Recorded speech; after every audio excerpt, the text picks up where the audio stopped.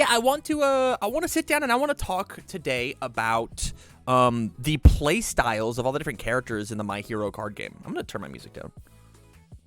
It's still jamming to me. I got 5 locals I could drive to every week. That's so freaking cool, dude. Wow, I wish I had 5 locals I could go to. Anywho, today, the plan, simple. I want to talk about the characters and their game plans when it comes to how they play the game. Now, obviously, I have this set up to be like a tier list type thing, but it's not necessarily a tier list. This was just the easiest way for me to organize my thoughts. And I'm going to go through my 4 different tiers and chat. I would love for you guys to hang out and conversate with me while we are live over on twitch.tv/TamCardwell and get your opinions on your thoughts on these types of decks. So without further ado, we're going to go ahead and we're going to jump into it. Let me see if I can push this. How does this look? Does this look okay?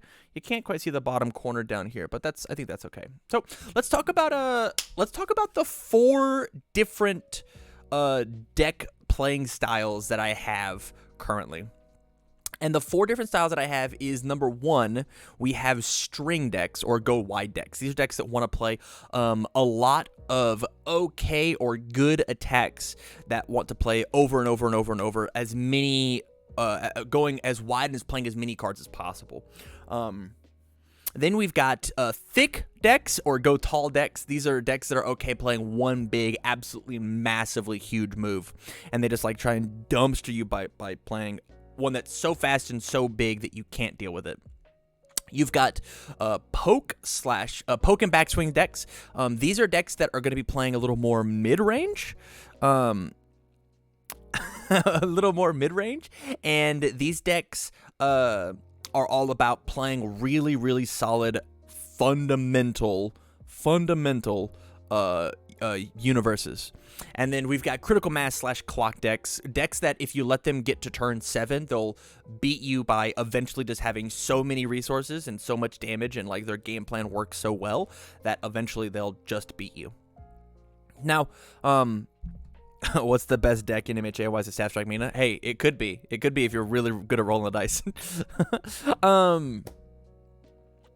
I do want to put a small caveat to this though. So I've got all the characters down here, and you guys can't quite see everybody. So I've got all the characters down here, and because of how My Hero works, and because of symbol identity, and because of the cards having their own packages inside, which maybe is a video for another day of like what packages exist inside of these symbols. Somebody write that down for me. That would be very cool.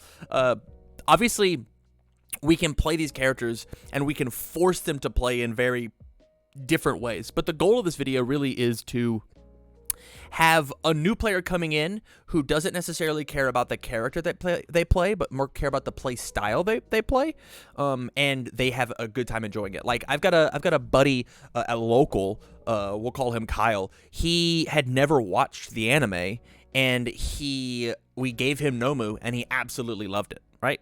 And Nomu is by far none nobody's favorite My Hero character.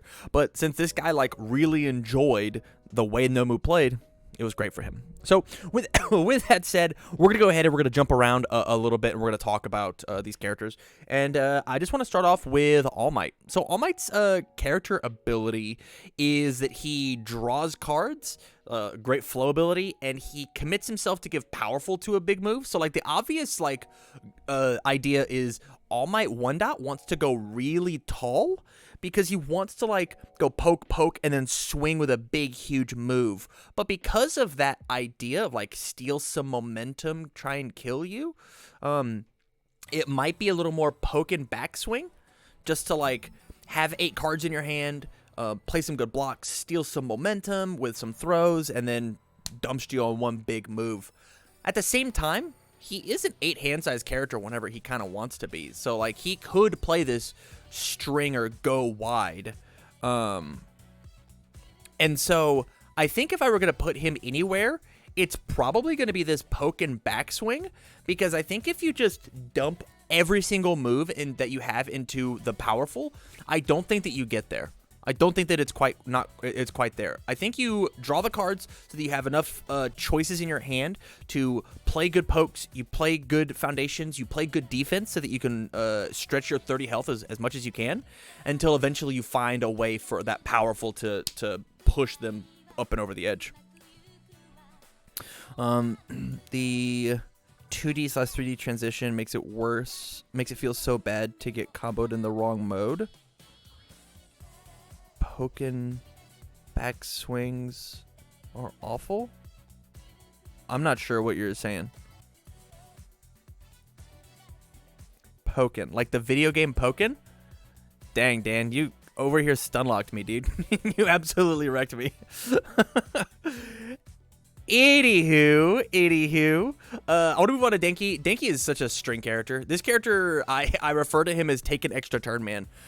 This character on all 3 of his symbols wants to play 3 attacks, maybe 4 attacks, shove them all as momentum, and then play 3 more attacks and just like try and kill you that way. Under the air and chaos symbols, he's got meteor showers. It's possible to play 7 meteor showers in a turn, which is like, what an amazing feeling that is. That feels so cool. That feels so good. Yeah, there's not really a way for this character to change up his strategy. You could maybe consider him to be a critical mass / clock deck just because like he has to have enough foundations to do it, but sometimes you can just like make this play happen on turn 2, turn 3. And so like that is just good enough to like push him to be I am a string / go wide character. Next we've got wow,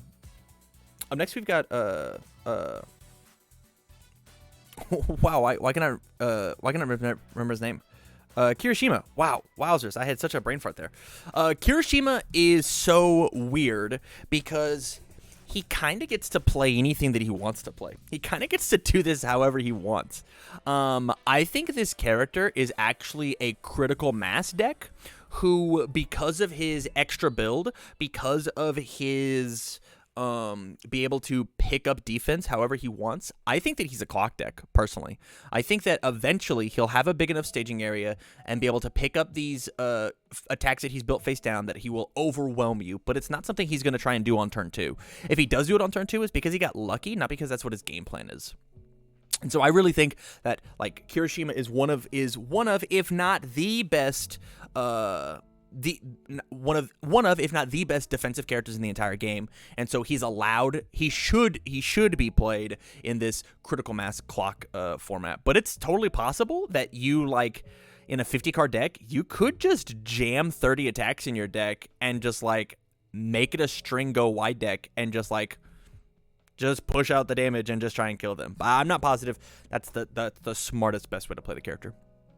Eraserhead. Interesting. Eraserhead is Karaz, he's not Metal Man, but he certainly could play a game plan that's very similar to Metal Man. Metal Man, if in Attack Man, right, a Metal Man deck that's playing like 50 attacks and not very many non-attacks, he can get blocked and then like his entire building of foundations like doesn't happen. With Kirishima, every cycle of a turn he builds 2 foundations. Like he will get there. Yo, what up, Peter? Thanks for coming out, man. Eraserhead, I want to put him into a critical mass clock deck just because he doesn't really give you that much of an option. Like he turns off your character. He gets to play some of the best disruption control that we've ever seen, but I actually think he's more of a go tall deck. I think this guy, like the best thing to do with him right now is under Void, just to play Recipro Burst, and just like give this thing a ton of speed, make it totally unblockable, give it a bunch of damage, and then kill you. And so it's like it could be considered a poke back swing type game plan, but like him giving +2 speed on everything is like just good enough to like make it work. I know that I have a Death Eraserhead that just plays a bunch of 5 diffs and like just makes them so big you can't block them all. And so I feel like there's something there with Eraserhead being a more of a go tall deck, and then on his character just having good enough defense to like keep himself alive. And chat, if you disagree or agree with any of these, let me know down in chat. I would absolutely love to conversate with you. Tokoyami? That's a string character if I've ever seen one. This character strings so hard. This character very much wants to play out all 7 cards, weaving in attack cards and action cards in order to keep his strings alive and try and just like play 4 or 5 attacks on turn 2 and murder you with it. This character is such an unbelievable string character. Yeah, Tokoyami is poke string. Yeah, but that's like. Yeah, he's got some big string energy, but like I said, not named Dan at the top. Any of these characters could and should use any of these other type deck archetypes, right? Like I could play a critical mass Tokoyami deck. Like I could get to Tokoyami at turn 9 and then like play a couple throws and kill you. Like I could do that, but like he's probably just like made better to just be a string deck. We have Sero. Sero is a critical mass clock deck for sure.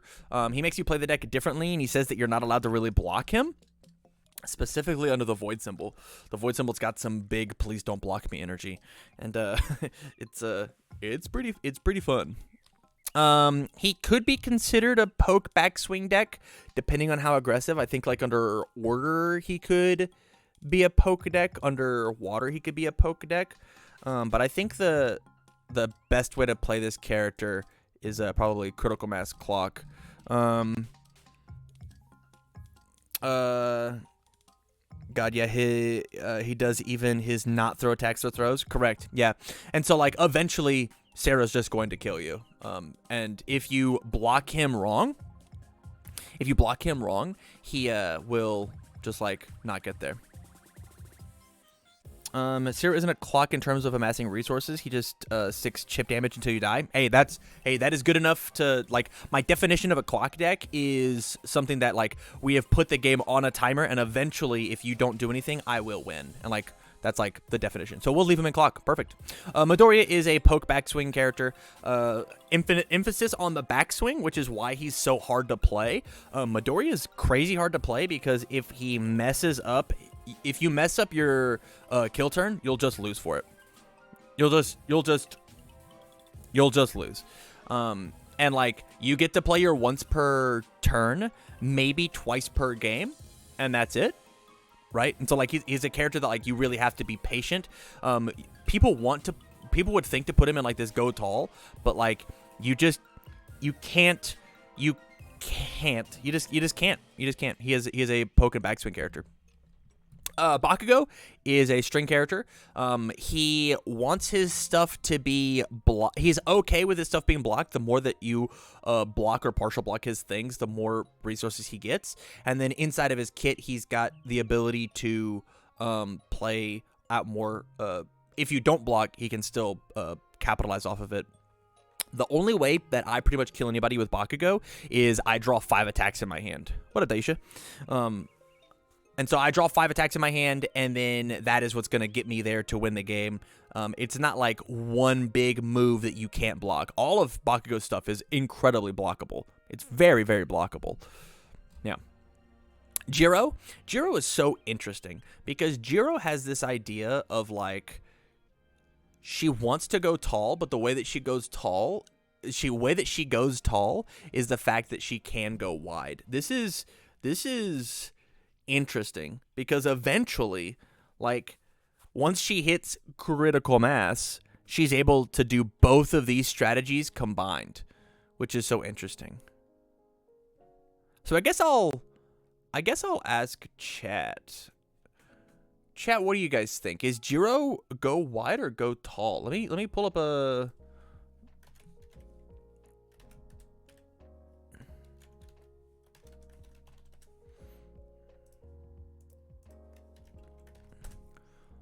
We've got wide or tall. 1 for wide, 2 for tall.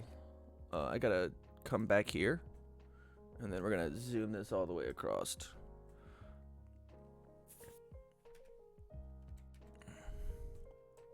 Bring this down here so we can see. It looks like everybody's saying wide. Go wide, getting tall is just because her face exists. Heck if I know, 1.5. Yeah, it's looking like you guys think she's a go wide character. In which case, I'm down to agree with you. Yeah, she almost, like, to me, the way that I like to play this character is definitely a critical mass clock deck. I want to build up enough foundations that I unlock both of these abilities. But I guess she plays, like, one of her best moves is a 3-diff that becomes like a 7 damage move, and so, like, that seems like an okay exchange rate. we don't hate that exchange rate. Yeah. Yeah. Thank you guys for helping me out there. Appreciate it. Mineta. I think Mineta is a go tall deck. I think this character has a lot of. I play this really big move and you don't want to interact with me. Like his 2-check being a 4 mid, 4 high for 8, something like that. That he can possibly give +2 damage, as well as a bunch of speed, as well as stuff your card pool full. Like, he wants to play a couple big moves that you just don't interact with. Like, if you do interact with the first one, then I'm gonna get a lot of pressure on these later ones. And so, where he actually suffers is when my opponent does not interact with my opponent. When my rival doesn't actually interact with me, and so I don't get my big spooky buffs.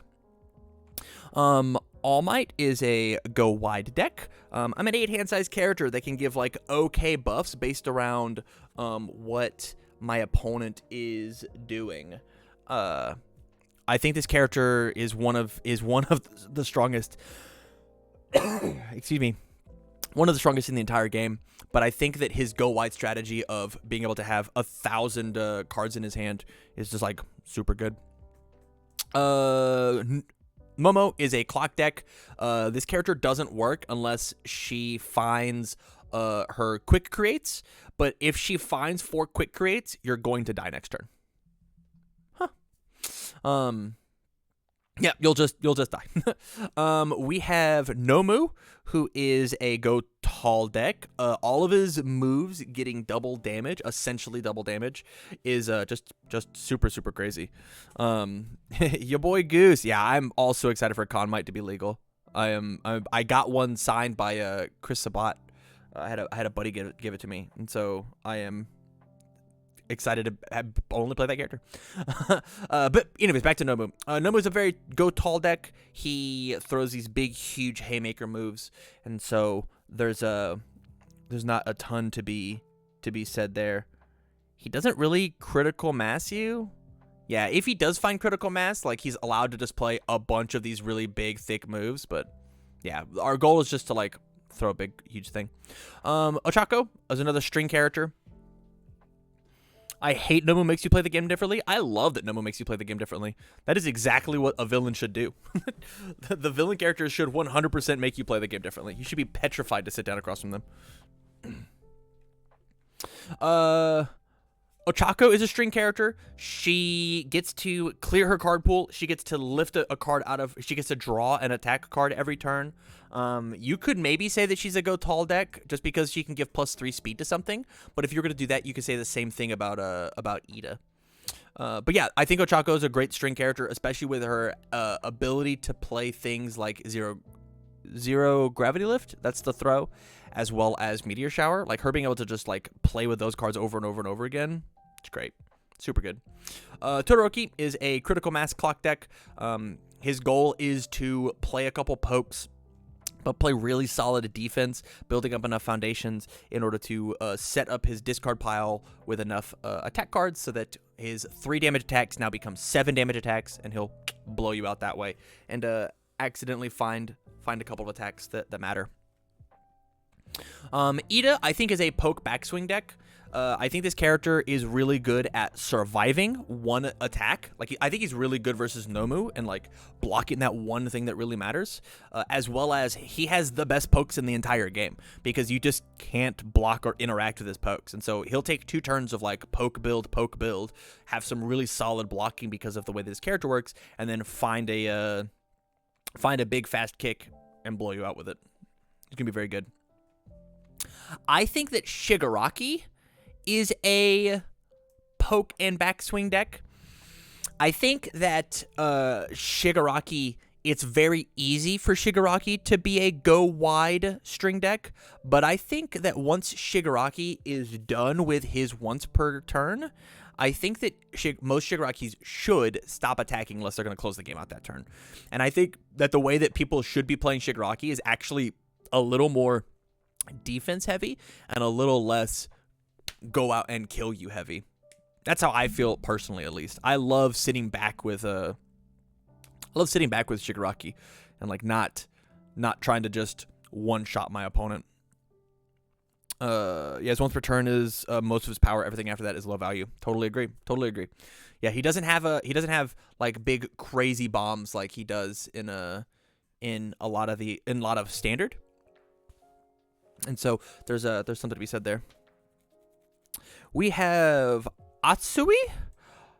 Very much a go wide character. This character is probably the best at going wide. It's Atsui and Tokoyami. Sue is playing kind of her own game.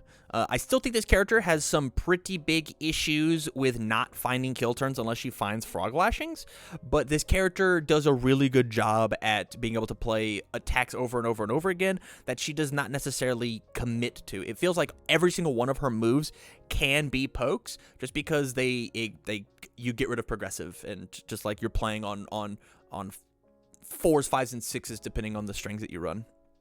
This character is exceptionally good at stringing you out. Yeah, it is very, very cool, very fun to watch. We have Ayama, which is a very go thick, go tall deck. After you flip a foundation, you give +1/+1. There's sometimes where I have my speed and my damage on one of my moves to like double digits, and so like this is 11 mid for 12, and then I'll play another move and I'll flip a couple more foundations and here's another 8 mid for 10. This character, if he has a big enough staging area and he finds some tight-lipped, he can just like play moves that nobody can interact with, and that is like the pinnacle of go tall. If you have a player at your locals who is a big fan of like, yo, I want to hit you with a big tree, these are the two characters that you want to lead them towards for sure. I'm gonna skip All Might for now because honestly, I have to think a little bit more about him. Kami Woods, definitely a string character. His ability saying that all of your attacks get +1 damage for the rest of the turn, and if this move is blocked, you re-ready him. We want to play things as wide as we can because eventually we're just scaling damage, right? +1 on everything, +2 on everything, +3 on everything. If you give +3 damage to every single move, eventually you will kill them if you throw 4 or 5 moves, right? That is just like that's a lot of extra damage coming across the board.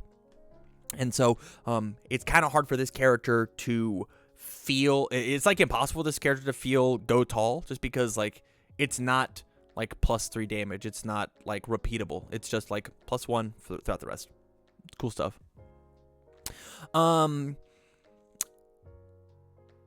Let's go back to All Might and let's see what we can do about it. All Might might be. So let's talk about it, right? This All Might can copy any of the other All Mights, and so he can steal the abilities of this go wide All Might, this poke backswing All Might, and an All Might we haven't talked about yet, right?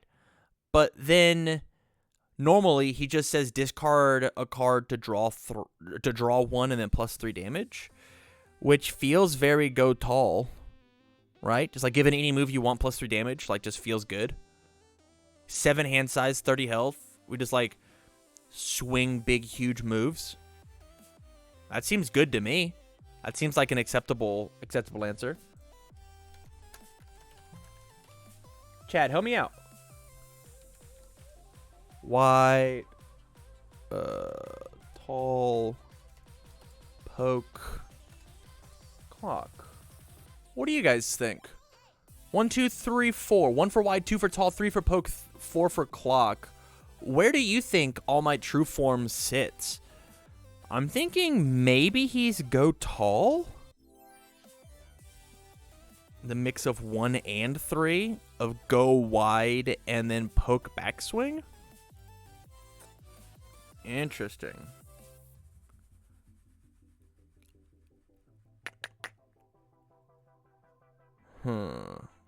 Wide 100%? Is it just because he's a 7-hander? Is that why we're saying wide? Yeah, we're feeling real mixed here, which is kind of like the draw of this character. Is he feels like an enigma, dude. He feels like he feels tough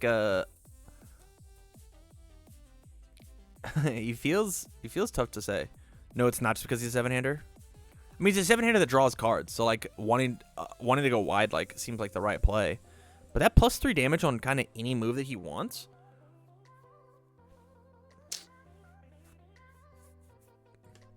I think I'm gonna put him in go wide for now, but as you can see, YouTube, like even the chat doesn't know.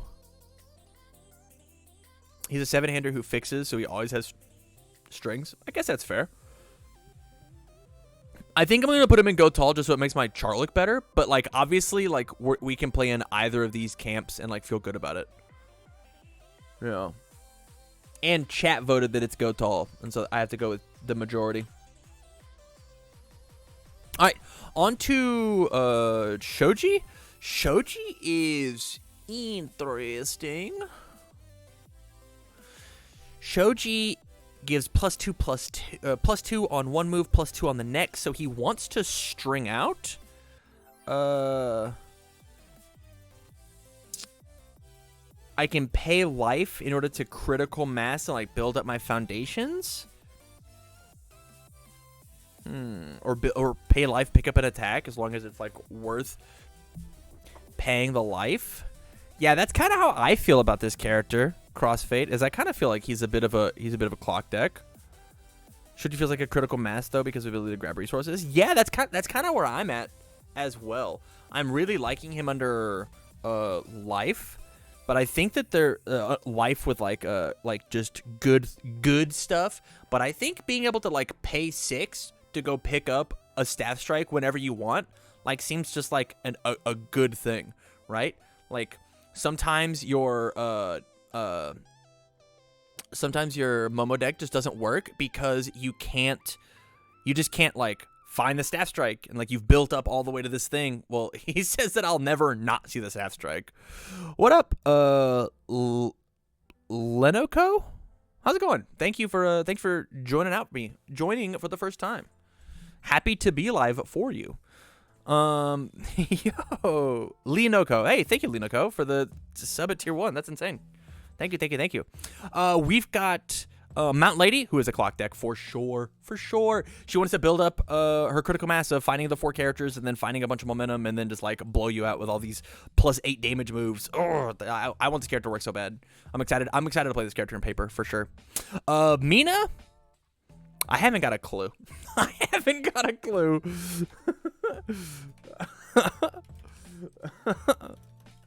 Wide, tall, poke, clock. I haven't made this character because I have literally no idea what she does. Chat, what do you think about Mina? Wide, tall, poke, clock. I think it just has to be wide.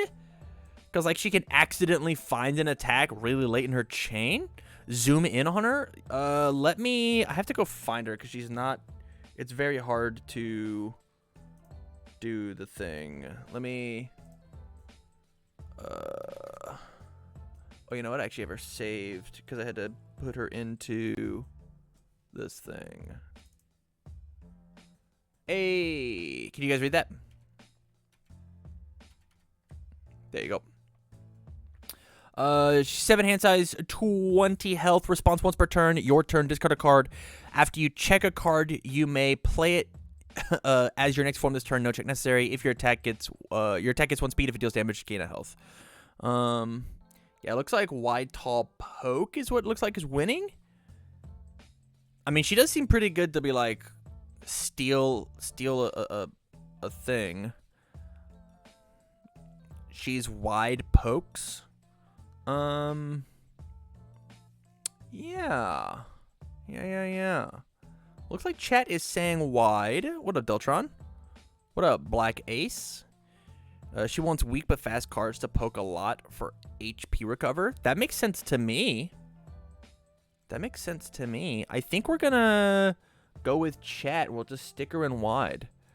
It's certainly making my go wide strategy look pretty rad. Up next, we've got the DLC cards. We've got All Might 2. All Might 2 draws cards. All Might 2 gives a bunch of attacks, a lot of cool damage, and then a bunch of if blocked do a thing. I think this character is a go wide. He doesn't give any speed, but he certainly gives all of his attacks a lot of damage the wider he goes. Oh, we'll hide this from the poll.